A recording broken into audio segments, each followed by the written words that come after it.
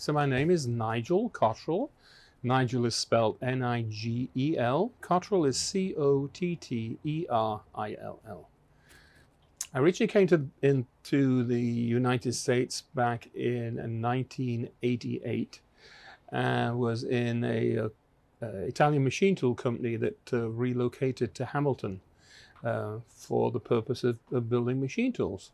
I was with that company for 22 years, and in that era, people were still closeted. I used to go down to a bar called The Dock, and at that time, I would park my car down the street at the spaghetti factory, just in case somebody saw my car at the dock.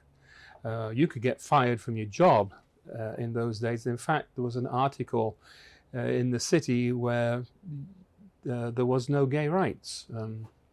So that's one thing that I worked on, and in fact I got let go from my corporate job of 22 years because I was gay.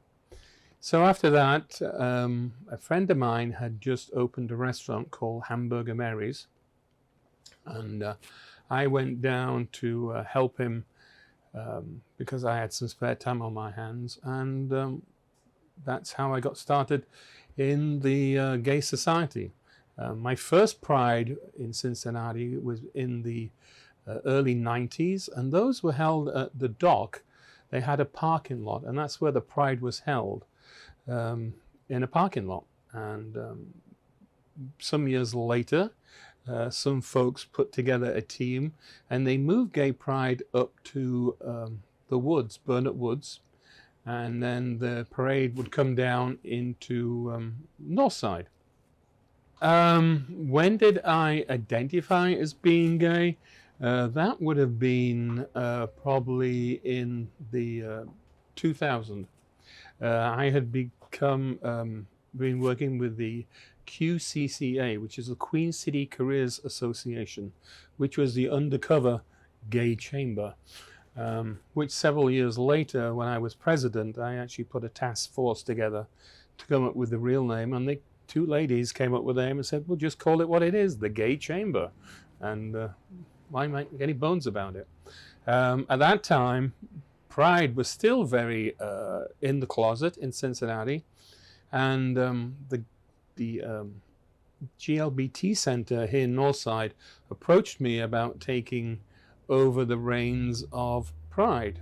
I spoke with the authorities, and they agreed that Northside, or very welcoming as it was not the area to expand Gay Pride. Often the streets would get closed down, and this is a thoroughfare to the hospitals, which is a problem in itself.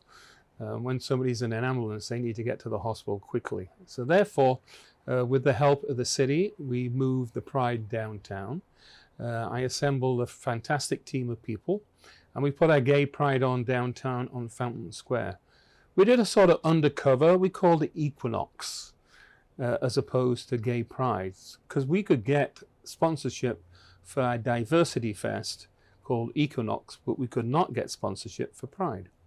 Well, over the years, the corporates came to find out, obviously, the gay dollar speaks a lot, and they turned around and they started sponsoring Gay Pride.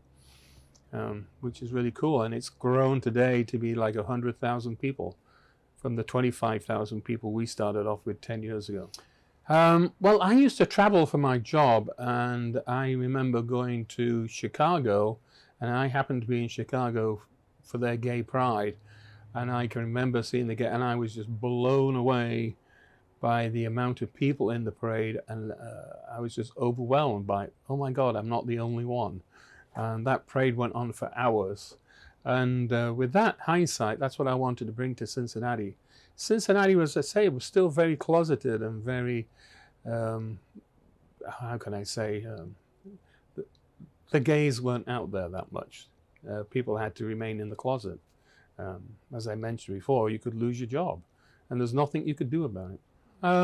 Well, my interactions with the gay community only started when I actually started working with the Gay Chamber of Commerce. I just wanted to take it, I wanted to take it further and bring it out of the closet. It was very much in the closet. As I say, even the organization was called the Queen City Careers Association. Not even the word gay in it anywhere. So, well, my parents died when I was very young, and so I was orphaned. So, my whole family lived abroad, so I really didn't have much interaction with my family at all. The only formal place that I was aware of in Cincinnati back in that era was the dock, which had been there forever, from what I could understand. There's one or two other places I vaguely remember visiting, but that was the main staple in the community. A few years later, after that, there was a place came along called Carol's Cafe. Carol Sherman Jones opened up a cafe. Although it wasn't necessarily gay, it was extremely well supported by the gay community. And it was the great place to go and hang out and socialize. Where was it? It was on Main Street. Carol's was around in the 90s, and she owned it for several years, and then she sold it and they changed it to Carol's on Main. And that closed probably 12 years ago, 15 years ago. Bars certainly catered to different groups. For example, here in Northside, across the road from Tillie's, was a bar called Bullfishers, and that was well known as a lesbian bar. The Dock was known as the dance bar in town. There was another bar that came along called Spurs, which was a leather Levi bar. And that was followed also, there was a bar called Shooters, which prior to that was MJ's Magic, I believe. But the bars were out there, but they never heavily advertised themselves as gay. It was just by word of mouth. Crazy Ladies used to be across the street, which is a bookstore, and above it was actually the space for the Ohio Lesbian Archives, was originally above the Crazy Ladies. The Dock was pretty much a mixing pot, and so was Carol's. Yeah. The place we're in now, Tillie's, was a place called Colors, and in Northside, and that changed to the Serpent, which was a leather Levi bar. That was about the year 2000. I was the junior partner in Hamburger Mary's for several years, and that changed to Universal Grill. At that time, I had the opportunity to leave the restaurant, and I was approached by a couple of people who said, apparently I had the magic to make places happen, and things happened. So would I had any intent of opening up my own space? And I said yes, and they came forth with the financing, and I was extremely lucky. I was able to open up Below Zero Lounge. And 12 years into Below Zero Lounge, we made the silly mistake of deciding to open up yet another bar, and we took on Tillie's. And Tillie's has always been my little baby. It's so much easier and smaller and intimate. 15 years of having Below Zero Lounge, our lease was up. I had the option to renew the lease, but I certainly didn't want to be running a bar when I'm 70 years of age. So we decided to take the other road, and I semi-retired, but still keeping Tillie's operational. My first opened Below Zero is like, what the hell did I do? We made one thing we had observed, because we travel and around the world, is the day of the singular gay bar was fading, even way back then. And we decided that we wanted to have people who were our allies. So when they went to a voting booth, they would have mixed with gay people. And when they had the opportunity to vote for gay rights, they would, having known some gay people, I would hope their experience would have been positive, and they would have voted in a supportive manner to the gay community. So that was a big focus of mine, was not only to reach out to the gay community, but also to encourage as many allies that we could to come and join us. So Tillie's, when we first opened, it was being well accepted and continues to be. A business being in business for 7 years is quite a task. Bars and restaurants seem to have a very short life history. But we have our things pretty settled into place, and we're happy the way we are, and we continue to expand. The only way to meet gay people back in those days was actually to go out to a bar or to a restaurant and be social and intermingle with people.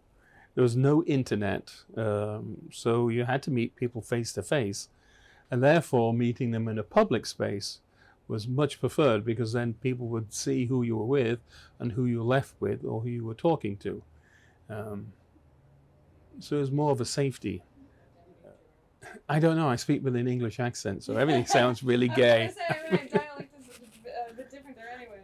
I once did a voice takeover, and they said, no, it sounds too gay. And I'm like, well, it's English, what do you expect it to be? So I find a line between English and being gay, you know. Is that a compliment or not? I don't know. One thing I did get involved with was with the leather community, and back in 1988-99 is when I started Tri-State Leather, and that has grown over the years, and Tri-State Leather has really got a good reputation in the community, because we've coached our contestants to go on, and in fact Mike Taylor won 2000 Mr. Leather, International Mr. Leather. He was our first contestant at the international level. I only came to the States in 1988, and I still remember going to the dock and seeing that they had the pink triangle hanging upside down the wrong way, but no, we are in Cincinnati. But well, my first Cincinnati Pride was when they started to move Pride to Northside.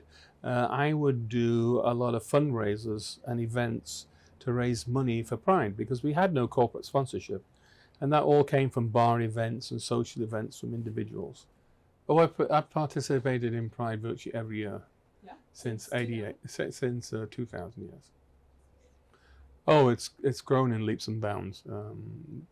Now the corporates have found out the power of the gay dollar, and they certainly have come after it with some force. Everybody's gay in June, apparently. But that's another thing. Doing our research on the Gay Pride for Cincinnati, it came up in several conversations with the committee that Pride does not always happen in June. All around the country, like Cathedral City and Palm Springs, their first Pride is in March this year. And Pride in Palm Springs itself is in November. So Pride doesn't necessarily always happen in June. On mine, well, I used to travel all the time on business. So I was lucky enough to experience the gay culture in Chicago and Miami and Los Angeles and San Francisco. So I stole some ideas from around the country and brought those back to Cincinnati. The first Pride we had here, or the first Equinox, we actually had a circuit party downtown at the convention center. And we actually had people fly in from Germany, and several people from around the world actually came to Cincinnati for their Gay Pride.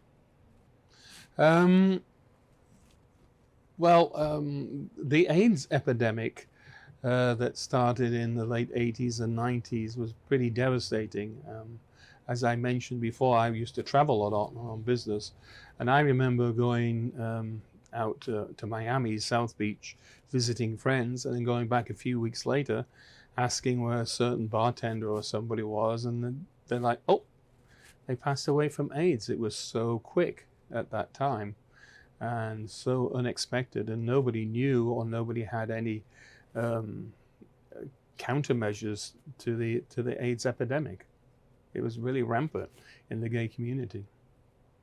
Well, I hadn't seen much. I wasn't very much involved with the community at that time, but I was aware of people passing in the community. I don't think it affected. I think people came out to celebrate, the fact that they could come out and celebrate. There were several organizations in town. There was one that was Stop AIDS, was one of the organizations that was very active because there was nothing set up in the real community to support people living with AIDS. And now there's also Clerical. And it wasn't called AIDS Volunteers of Cincinnati was their original, AVOC was their original name. And then they did some rebranding and they called it Stop AIDS. And at the same time, there's also the Northern Kentucky AIDS Volunteers. Yeah, it was all about the publications originally because there was no internet. There were several bar magazines. There was one that ran forever in Cincinnati. Wiley, I think the gentleman's name was. But yeah. Do you remember what that was called? I just want to think it's the Cincinnati GLBT News or something. I can't remember off the top of my head. But yeah, I mean, publications were the thing. I mean, and the batteries never went flat on those publications either. Well, I mean, everybody's celebrating and getting excited, and the gays certainly got accepted a lot more. And you can see the gays today. They go to many other places than just the gay bars. As I say, the gay dollar's been accepted all over. All I can say about Pride is it's just grown. It's become really mainstream. I think it's probably one of the biggest parades, if not bigger than the opening day parade in Cincinnati. The corporatizing gets on my nerves a little bit because we sort of lost the history. I remember the bars. One of our bars, we did a particular fundraiser to raise money for the portaloos, the toilets for Pride.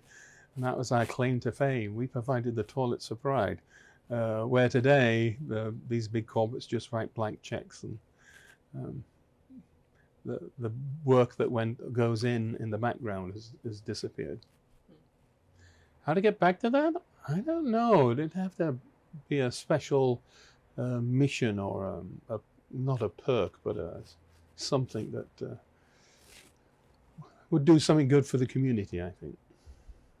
In this environment, obviously safety has to be priority, and we have so many, how can I put it nicely, hot-headed people out there that we have to work with the authorities and make Pride a safe environment for all. Unfortunately, we've seen some instances where the gay community have been targeted. But my interactions with the police in Cincinnati have always been positive. Yeah, we've had one or two instances, and obviously I don't make them public, but a couple of times I just closed the bar because, I mean, I would be devastated if anything should have happened. Oh, it's a constant. It's always been on my mind, the safety of our patrons. We had all sorts of things implemented behind the scenes that we don't make public knowledge because it's a safety factor. But we have things and plans in place in case anything should happen. Well, I think, I feel like Granddad harping on about in the good old days, but yeah, the civil rights of the gays. I mean, we were very. As I said before, you could lose your job for just being gay. And in fact, some people that went to the Gay Pride Parade actually had to put paper bags over their heads because the newspapers would take photos and then publish those photos and out the people in the parade. And so it wasn't a very pleasant environment to live in. The Gay Chamber, the Queen City Careers Association, which was the Gay Chamber of Commerce. At one time, when I took it over, we had 175 businesses, and we had 502 members on board. So it was a very powerful and a very useful organization because you would find out which other businesses were gay friendly, and a lot of people would go out of the way to spend their money with the gay supported businesses. I mean, today you can click on the internet, but back then there was no pink pages or anything like that in Cincinnati.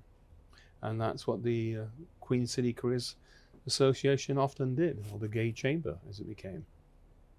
I would have been in the early 2000s, for about 10 years. 10 years. I was just a board member, then I became president, and I think I served 2 terms as president. I think the chamber was a spin-off of some gay organization that was founded back in 1977. Because in the charter and some of the paperwork I have in the archives, it shows some organization back in that time. Well, one of the main purposes of the Gay Chamber was to provide basically the listings, which was a resource for all the gay shops, restaurant, bars, doctors. Also had pages of what your legal rights were in the back of the listings. Because again, the internet and that information was not readily available. And they published that every single year. And depending obviously on how many advertisers they had on years, you know, it would range, but it was the way to find out who the gay supportive businesses were. There's a gentleman called Fred Martins. I don't know if you've heard of him. He's very involved with the Queen City Band and stuff. He is a very fine gentleman and does a lot of artwork for a lot of organizations, and he headed up the listings for many, many years. And you'll probably find, if you outreach to Fred Martin, he would probably even get you some copies. So Hamburger Mary's was located at 911 Vine Street, opposite the public library. Aha! And it was a very popular restaurant. We got a lot of people from the Kroger building and the downtown businesses would come in for lunch. On an evening, it would change over, become more campy, with drag shows and DJs and dancing. That franchise they had for 5 years, and when that franchise expired, it was then rebranded into Universal Grill, which lasted about 3 years.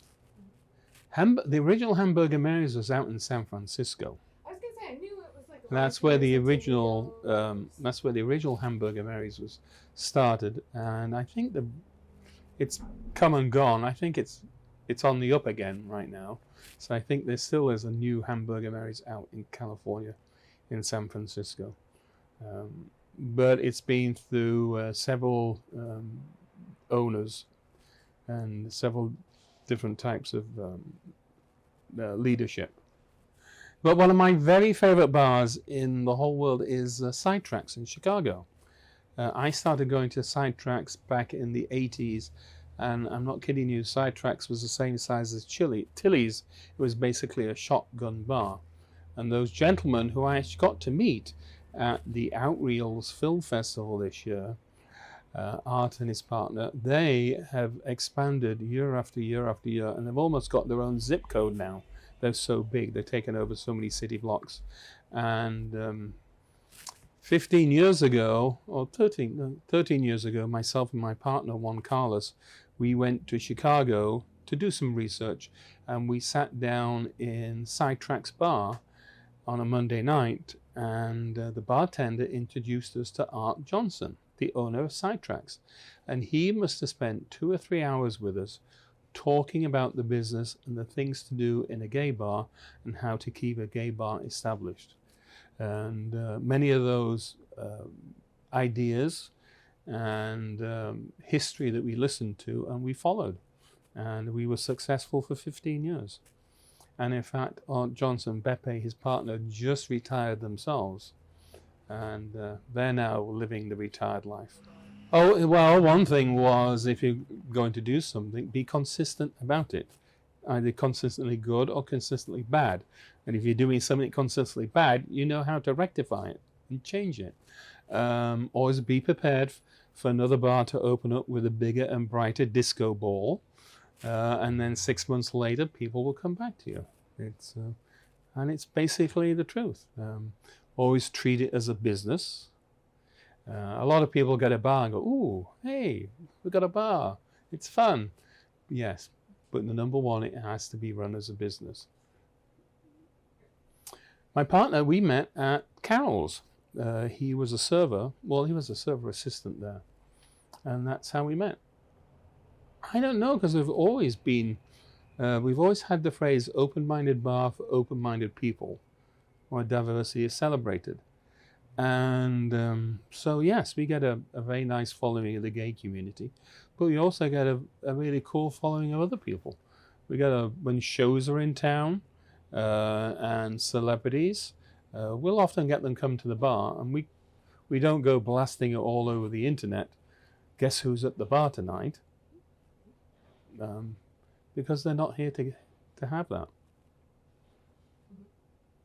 Megan Hilty and Lou Darren Phillips and Lorna Love, which is Julie Garland's daughter, is it? A long time. One thing I really miss is actually the cast from the Broadway shows. A lot of them would stay downtown, and we have done so many benefits for Broadway Cares. It's very very nice to remember those shows. And the cool thing is that when you're in a show, they're not allowed to sing songs from the show. So they have to pick other music, which they absolutely love. Because when you're singing the same or doing the same show 8 or 9 times a week, you really need a break. And they would actually pour their heart into the benefits we used to do. And they were such the nicest people. It was I wish I'd retired earlier. now I'm experiencing life. I'm not sure, because I thought, I'd have more free time. I'm slowly starting to get that now, but now I'm seeing how the other half lives. It's pretty cool.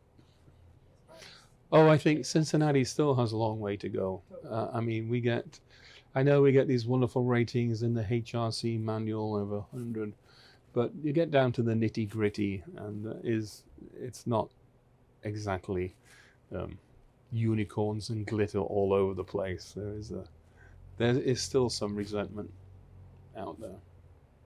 What will improve things? I think more diversity training throughout the city, especially with some of the city departments. I mean, we are in a blue bubble, and we have to appreciate that everybody has their own rights, but we still have a bit to go. I actually went to Chicago several years back. There was a young attorney in town who had the same idea, and we actually went to the Chicago Center, and we actually spent a day touring the center, and it was a huge complex. It has sports courts for basketball and volleyball, even has a theater, and also organizations actually get the opportunity to have their own office space and a place to store their materials. So if you have a band or something like that, the storage is all already contained within that building. In addition to that, if I'm not mistaken, I believe their version of Kericall, AIDS supportive networks, actually work out of the same building too. So it really is a gay center encompassing everything. Oh, and when you look at the wall, they have a wall when you walk in, and all the names are up there of people that have supported it. And right at the top there's Obama and Michelle and Art Johnson, the owner of Sidetracks. You can see all the influential names of the city that are listed there. And not only the city, but around the States. The really cool thing is they built it on top of a Whole Foods store. So the Whole Foods store actually pays the rent, if I'm not mistaken, for the building, which actually has now become so the police station on Halstead Street, where they used to lock up the gays. Now this is a turn of events, has actually turned around, has now become a home for elderly gay people. Isn't that a 360? That's a plot twist, yeah. It's a total twist in the tale.